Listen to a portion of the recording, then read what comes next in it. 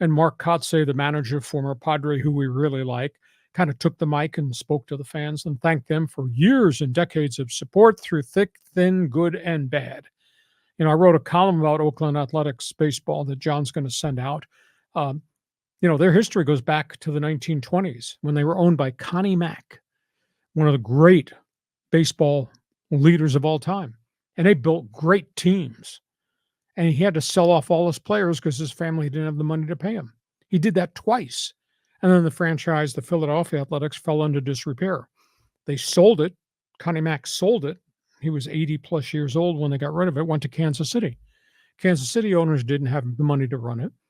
And they started trading all their players away. Most of the good ones went to the Yankees. Just look up Roger Maris Trade Baseball Encyclopedia. That will tell you. Then Charlie Finley bought them and moved them from Kansas City to Oakland. And Charlie invested, and Charlie found good college players. It was the early stages of the baseball draft, and he had scouts that got them a lot of great talent. He didn't want to pay players. And then he started breaching their contracts. And he violated their contracts, and the players sued through the union. That led to arbitration. That led to baseball free agency. That led to the end of the reserve clause. Charlie Finley started to lose, and that was the end of it. They never recovered as the landscape changed. Even when they had Moneyball, the early years with the Oakland A's and Billy Beane, they just never, ever recovered. And now it gets to this. I think there's a lot of people that leave Oakland with blood on their hands. This is in part through lousy ownership that refused to spend money while they were getting revenue sharing and TV money, refused to pour it back into the team. Second piece of the equation, sadly, it's the city of Oakland. It's Alameda County. Oakland is not a financially solvent city. Hell, if they can't keep their schools and hospitals open, how do you expect them to be able to come up with money to help fund a stadium? So you got an ownership problem, and you got a city problem, and you got a Major League Baseball problem. The best business model in professional sports, John, is the NFL. And the best relationship is the NFL owners, cities, the union, and the G3 fund. The G3 fund is what helps teams and cities renovate stadiums or build new stadiums. Why baseball has refused to intercede and solve the problem that was Oakland, solve the problem that was Tampa, went forever and ever to try to solve a problem in Miami, did nothing as Montreal died. That's all on baseball. When there's a business plan out there, the NFL has put in place that works, that helps get new stadiums renovated or new stadiums built. And it's a joint venture from everybody. Baseball has never put their arms around it. So the commissioner's office, I don't care, but don't send out a damn press release about how sad it is. So you salute the Oakland A's legacy.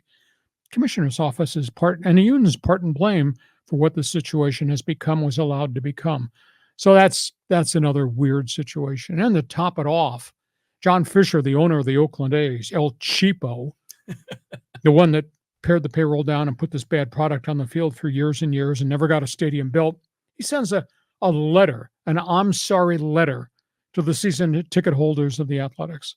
I'm sorry, we really tried hard. We had 5 different proposals. Well, you didn't close the deal because you didn't want to pay an equitable share of your own money to make this thing work, to keep the franchise there. So it's a sad commentary of the Athletics. That's one item. The other name in the news is Trevor Bauer.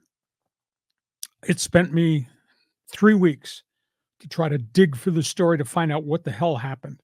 Trevor Bauer was 10-0 with the Mexico City Rojos in the Mexican League. 10-0, 2.49 ERA, dominant pitcher. Disappeared. I thought maybe he quit or maybe he got hurt, but he was still on the roster. And it took me 3 weeks to dig up the fact he left them because he got ill. He had cholera.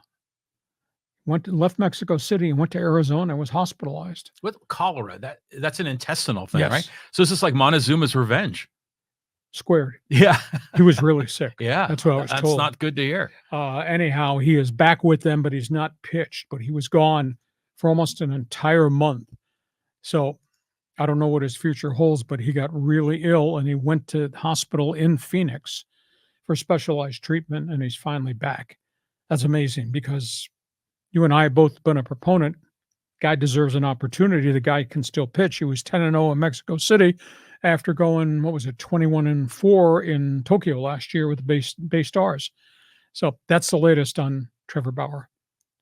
I'm sure, being a refugee who got deported from the Bay Area, you have an opinion on all things athletics. Go ahead. There's just so many storylines here to talk about.